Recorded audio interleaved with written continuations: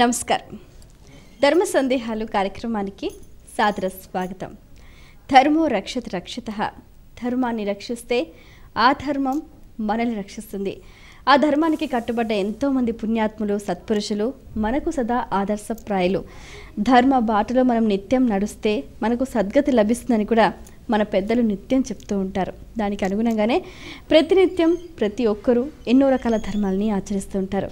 చాలా సందర్భాల్లో చాలా రకాల సందేహాలు కలుగుతూ ఉంటాయి, సహజమే. మరి ప్రేక్షకులు వాళ్ళ కలిగిన సందేహ నివృత్తిగా ఎంతో శ్రద్ధగా మన ఈ కార్యక్రమానికి ఉత్తరాల ద్వారా, ఈమెయిల్స్ ద్వారా రాసి పంపిస్తూ ఉంటారు. వాటన్నిటికీ చక్కటి శాస్త్రీయ సమాధానాలు అందించడానికి మన ముందున్నారు తెలుగు, సంస్కృతం, ఆంగ్ల భాష అనువాదకులు, రామాయణ ప్రవచనానికి పర్యాయ పదంగా నిలిచిన వారు, లలిత సహస్రనామ ప్రవచనకర్త, ఆధ్యాత్మికవేత్త, రచయిత, గ్రంథకర్త, మీ అందరికీ సుపరిచితులైన డాక్టర్ మైలవరపు శ్రీనివాసరావు గారు. వారితో మాట్లాడి మరిన్ని విషయాలు వారి మాటలో తెలుసుకుందాం. ఈనాటి కార్యక్రమాన్ని ప్రారంభిద్దాం. నమస్కారం అండి. నమస్కారం. మొదటి ఉత్తరం చూద్దామండి. కల్పన హైదరాబాద్ నుంచి రాస్తున్నారు. తల్లిదండ్రులు చేసిన పాపం వారి పిల్లలకు వస్తుందా తెలియచేయగలరు అంటూ రాస్తున్నారు. ఖచ్చితంగా సంక్రమించి తీరుతుంది. ఒకే ఒక మాట, పదవీ పూర్వపుణ్యానాం. సుఖంగా మనం ఉన్నటువంటి వేళ అకస్మాత్తుగా భుజం తట్టి, ఏమయ్యా నీకు పదవీ ఉన్నతి లభించింది, లేకపోతే ఇదిగో ఈ ఆస్తి కలిసి వచ్చింది, లేదా ఈ సంతానం నీకు కలిగింది, లేదా వివాహం కలిగింది. ఇవన్నీ ఎక్కడి నుంచి వస్తాయి అంటే మన తండ్రి తల్లి మన కోసం చేసినటువంటి జపాలు తపాలు ఏవైతే ఉన్నాయో వాటి ద్వారా కలుగుతుంది. అంచేతనే ఒకప్పటి రోజుల్లో అంతర్వేది లక్ష్మీనరసింహస్వామిని దర్శించుకున్న తర్వాత అండి వీడు పుట్టాడు అనేవారు. ఆ దైవ అనుగ్రహం ద్వారా లభించారనే కృతజ్ఞతాభావం ఉండేది. ఈవేళైతే ఏ దేశపు కుక్క పేరో నక్క పేరో పెట్టుకుంటున్నారు. పేర్లకి అర్థం కూడా తెలియనటువంటి పేర్లని పెట్టుకుని దీనికి అర్థం ఏమిటండి అని అడుగుతున్నారు. కానీ ఆ రోజుల్లో దైవనామాలు మాత్రమే పిల్లలకి పెట్టుకునేవారు. తాత ముత్తాత వాళ్ళ పేర్లే పెట్టుకుని కృతజ్ఞతాపూర్వకంగా ఆ పేర్లతో పిలుచుకుంటూ ఉండేవారు కూడా. ఇప్పటికీ అట్లాంటి పేర్లు కలిగిన వాళ్ళు చాలామంది కనిపిస్తారు. ఎందుకు ఈ మాట అంటే వాళ్ళ జప తప హోమ అర్చన పూజ నోము వ్రతము ఇవన్నీ చేస్తే వీళ్ళకి అభివృద్ధి కలుగుతుందో, అదేవిధంగా వాళ్ళు చేసిన పాపాల కారణంగా కూడా వీళ్ళకి ఖచ్చితంగా ఆ బాధలు కలిగి తీరుతాయి. కేవలం వాళ్ళు చేసినటువంటి పూజలు వ్రతాలు తపాలు నోములు వాటి వల్ల పుణ్యాలు వస్తాయండి, చాలా ఆనందం కలుగుతుంది, అభివృద్ధి కలుగుతుంది. అదే వాళ్ళు చేసిన పాపాలు మాత్రం రావడానికి వీళ్ళ పుణ్యాలు ఎప్పుడైతే నీకు సంక్రమిస్తున్నాయో వాటి ద్వారా నీకు శ్రేయస్సు అభివృద్ధి ఎలా కనిపిస్తుందో అదేవిధంగా వాళ్ళు చేసిన పాపాలు ఖచ్చితంగా వీళ్ళకి అంటి తీరుతాయి.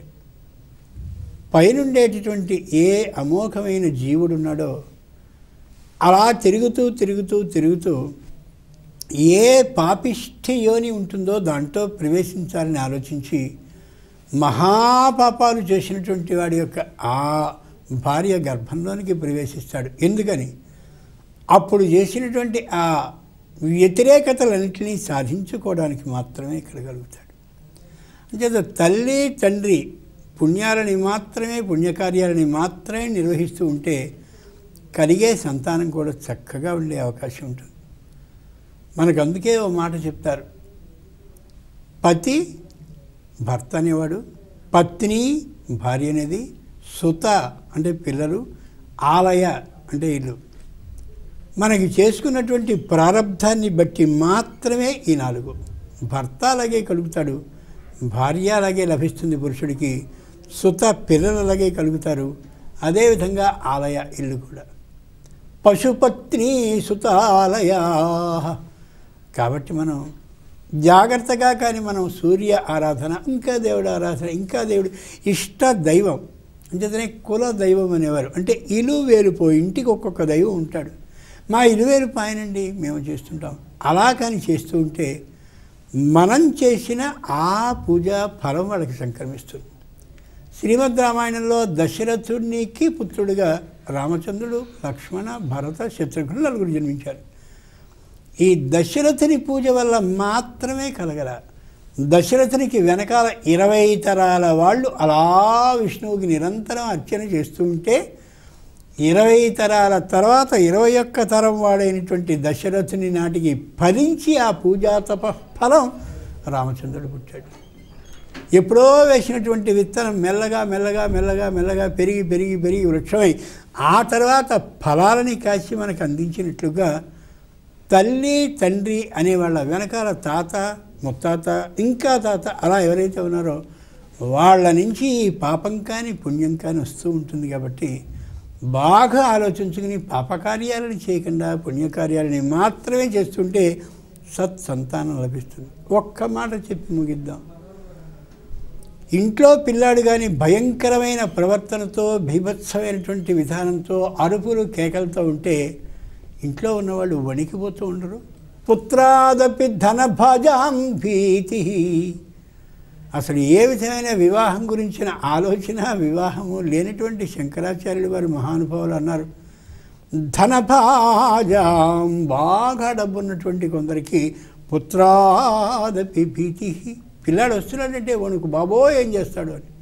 ఇదంతా పూర్వ పాపం వల్ల వస్తుంది. పూర్వ పుణ్యం వల్ల వచ్చినట్టయితే ఖచ్చితంగా విష్ణులోకానికి వెళ్ళగలిగాడు, మండలాన్ని ఏర్పాటు చేసుకోగలిగాడు ధ్రువుడు. కాబట్టి పాపాల వల్ల అలాంటి సంతానం, పుణ్యాల వల్ల ఇలాంటి సంతానం కలుగుతారు. ఇందులో అనుమానం ఏమాత్రమూ లేదు. మరి ఉత్తరం చూద్దామండి. ఈమెయిల్ ద్వారా అపర్ణ రాస్తున్నారు, అల్పాహారం తిని పూజ చేస్తే పూజా ఫలితం ఉంటుందా తెలియచేయగలరు అంటూ రాస్తున్నారు. శరీరమాద్యం ఖలు ధర్మ సాధనం.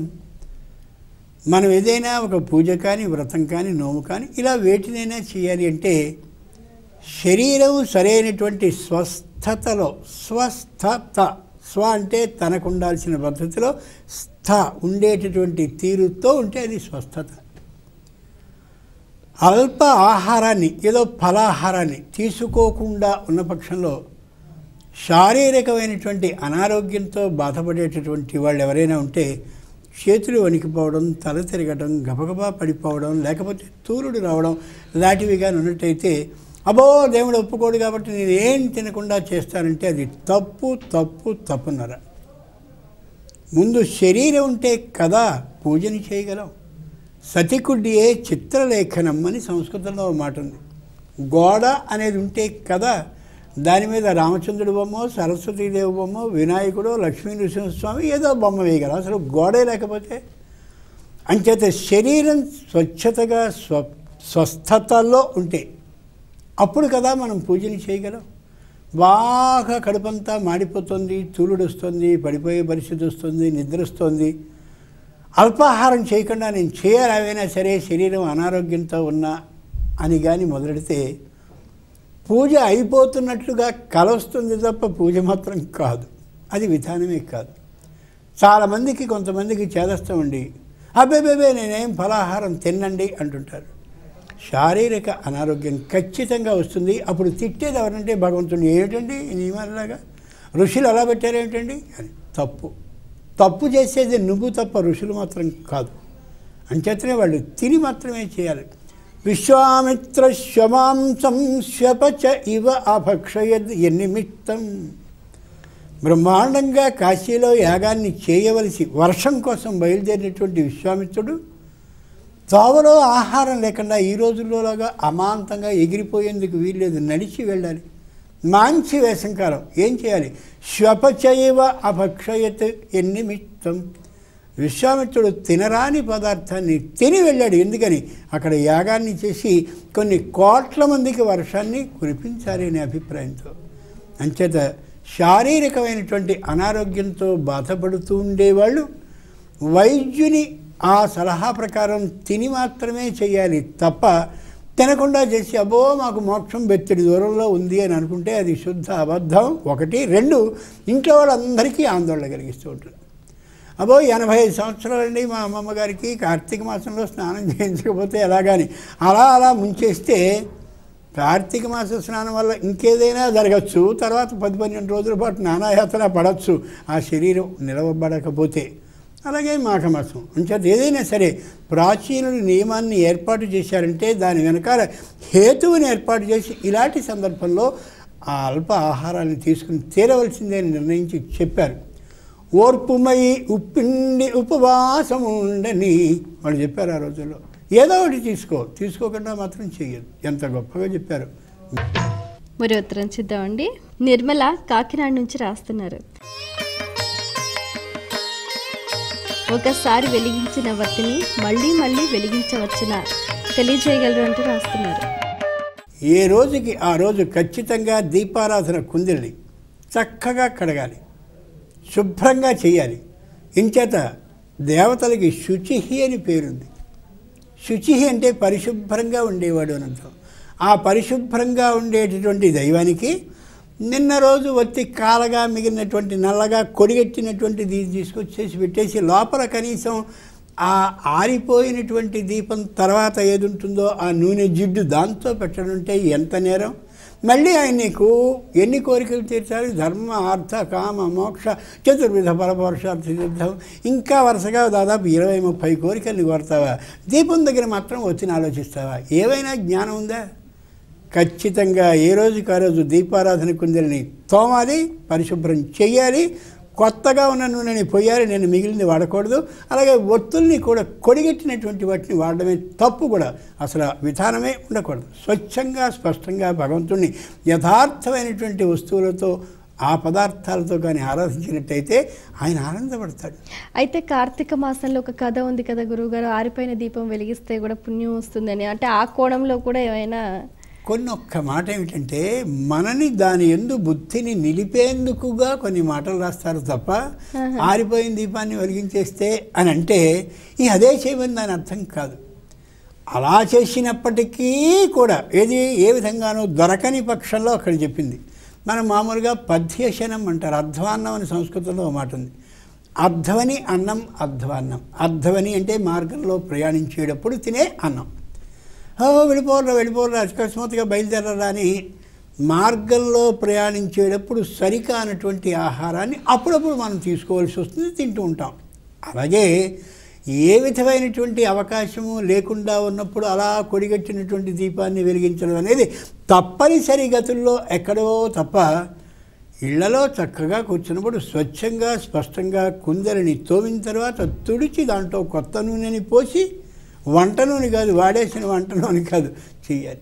దేవుడి దగ్గరికి వచ్చేసరికి లోభించడం, ఆయన మళ్ళీ మనకు అన్నీ కూడా ఉదారంగా ఇవ్వడం న్యాయం అది. మరి ఉత్తరం చూద్దామండి. అనంతపూర్ నుంచి శైలజ రాస్తున్నారు. స్త్రీలు గాజులు ఎందుకు ధరించాలి తెలియజేయగలరు అంటూ రాస్తున్నారు. వలయాంగద శుభమాన అమ్మవారి పేర్లలో అదొకటి. చక్కనైనటువంటి గాజుల్ని వేసుకుని వాటితో ప్రకాశించేటటువంటి లక్షణం కలిగిందని. మనం ఎంత అదృష్టవంతులు ఉంటే స్త్రీ ఏ విధమైనటువంటి ఆభరణాలని ఏ అవయవాల్లో ఎలా ధరించాలో ఆవిడ మనకి చెప్పింది. అదృష్టవశాత్తు మన పెద్దలందరూ కూడా ఆ లలితా సహస్రనామాల్ని అలా వ్యాప్తి చేస్తూ మన దాకా తెచ్చారు కాబట్టి మనం తెలుసుకోగలుగుతున్నాం. లేకపోతే ఏం ధరించాలో ఏం తెలుస్తుంది? వలయము అంటే గాజు, గాజు అంటే గాజు అని అర్థం. గాజుని చేతికి పెట్టుకుంటే స్త్రీ గబగబా ఏదైనా చెక్క వస్తువు ఉంటే దాని మీద అలా పెట్టడానికి ముందు ఇవి ఏమవుతాయో అని కొద్ది జాగ్రత్తగా ఉంటుంది. ఆ జాగ్రత్తని పరోక్షంగా నేర్పేందుకు ఒక సాధనంగా ఉంటుంది వలయం.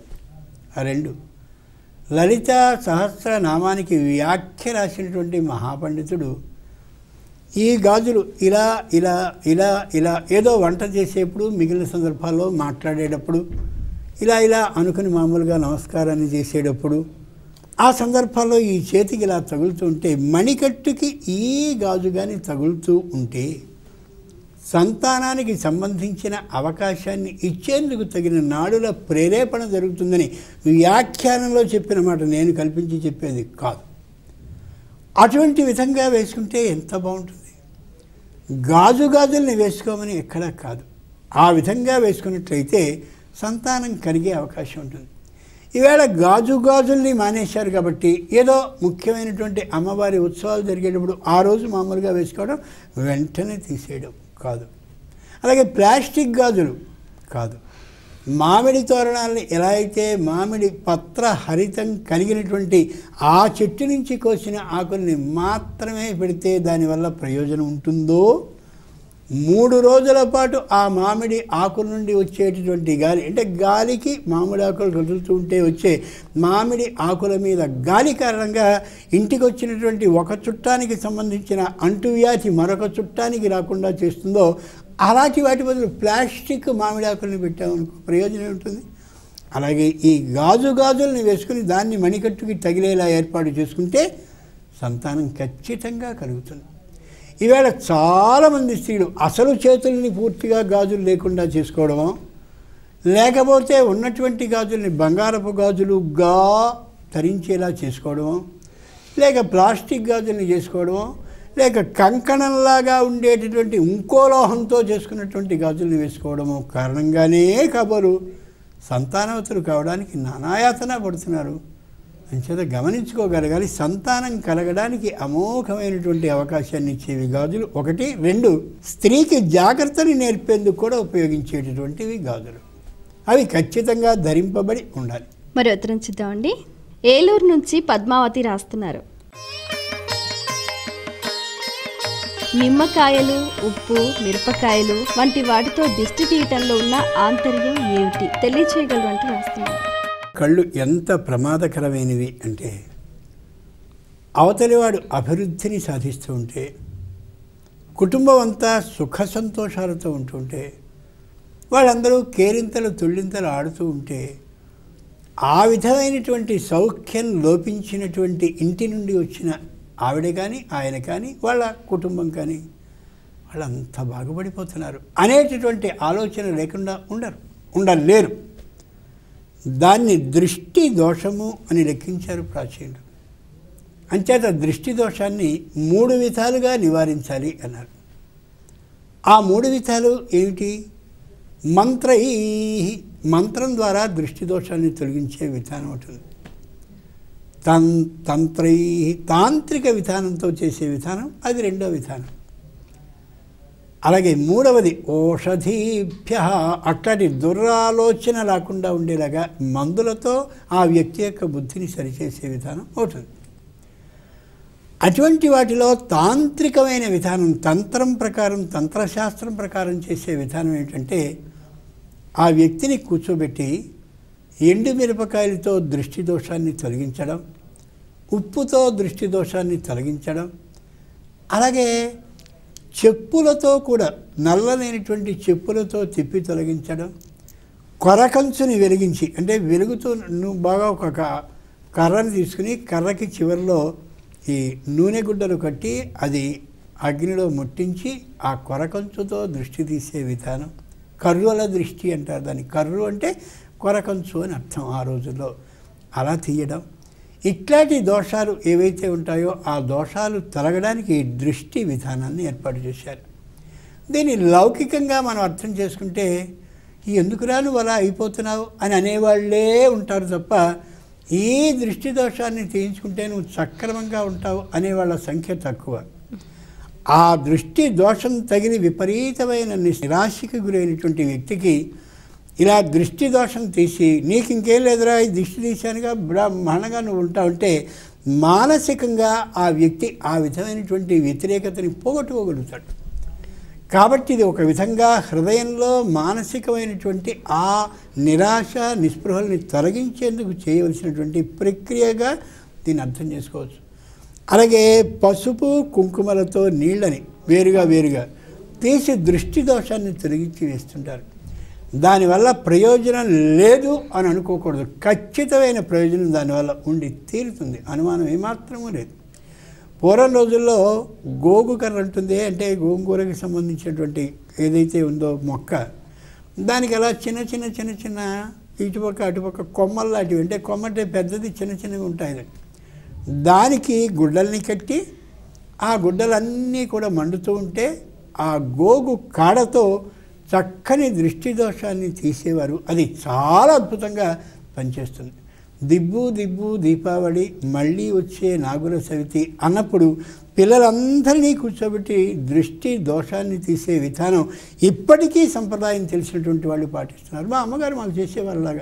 అలాగే ఆ బజార్లో ఉండేవాళ్ళు అందరూ చేసేవారు. ఎందుకని ఒకళ్ళు నేర్పాలి, మిగిలిన నేర్చుకోవాలి. అబ్బే ఇదేమిటి అని హేతువాదం చేయడం సరికాదు. వాళ్ళకి ఆ విధమైన నమ్మకం ఉన్నప్పుడు వాళ్ళని కాదు అనే హక్కు నీకు లేదు. ఎవరి ఇష్టం వాళ్ళది. నీకు కొన్ని ఇష్టాలు ఉంటాయి. నీ ఇష్టంలోనికి నేను చొరబడి నువ్వెందుకు అలా చేస్తావు అనే హక్కు నీకు లేదు. నేను నా ఇష్టం ప్రకారం నేను చేసుకున్నాను. దీనివల్ల నీకు హాని కలిగితే అప్పుడు నువ్వు అడ్డుకో. నీకు హాని కలిగినప్పుడు నేను దృష్టి దోషం తీయించుకుంటే ఈ విధంగా నీకు వచ్చిన ఇబ్బంది ఏమిటి? అలా గట్టిగా మనం నోరు చేసుకున్న రోజున అవతలి వాడు నోరు మూస్తాడు. అంచేత ఖచ్చితంగా అలా చేయండి, బాగుంటుంది. ఇంకొక మాట, చిన్నపిల్లలు రాత్రిపూట నిద్రపోతున్నటువంటి సందర్భంలో అకస్మాత్తుగా వాళ్ళకి పెద్ద మేడ మీద నుంచి పడిపోయినట్టో లేకపోతే ఏ వాహనం కింద పడిపోయినట్టో ఏదో ఒక భయం వస్తూ ఉంటుంది. దాన్ని దుస్వప్నము అంటారు. అకస్మాత్తుగా లేచి ఎందుకో ఏడుస్తూ ఉంటారు వాళ్ళంతే. అటువంటి సందర్భంలో అంగారకై అంటే బొగ్గులు ఉంటాయి, నల్లని బొగ్గులు. ఆ బొగ్గులతో కానీ వాళ్ళకి దృష్టి దోషాన్ని తీస్తే నిశ్చయంగా వాళ్ళు ఆనందంగా ఉంటారు, చక్కగా నవ్వుకుంటూ ఉంటారు. అబో బొగ్గులేమిటి పిల్లల చుట్టూ తీయడేమిటి, అదేదో అమంగళకరంగా ఉంది అనుకోవద్దు. తాంత్రిక విధానంలో చెప్పబడ్డటువంటి పద్ధతి అది. కాబట్టి దృష్టి దోషాన్ని ఇలా తీయడం నేరం కాదు. చాలా సంతోషం అండి. మీ అమూల్యమైన సమయాన్ని కేటాయించి మా ప్రేక్షకుల ధర్మ సందేహాలకు శాస్త్రీయ సమాధానాలు అందించినందుకు ధన్యవాదాలు. వీక్షించారు కదండి, ఇది ఇవాళ మన ధర్మ సందేహాలు కార్యక్రమం. మీకు కూడా ఇంకా ఏవైనా సందేహాలు కలిగితే మా ఈ కార్యక్రమానికి రాసి పంపించండి. మా చిరునామా ధర్మ సందేహాలు, కేర్ ఆఫ్ భక్తి TV, road number 92, Jubilee hills, Hyderabad 5,96,000. మా ఇమెయిల్ ఐడి bhaktihyd@gmail.com. మరో కార్యక్రమంలో మళ్ళీ కలుసుకుందాం. అంతవరకు సెలవు. నమస్కారం.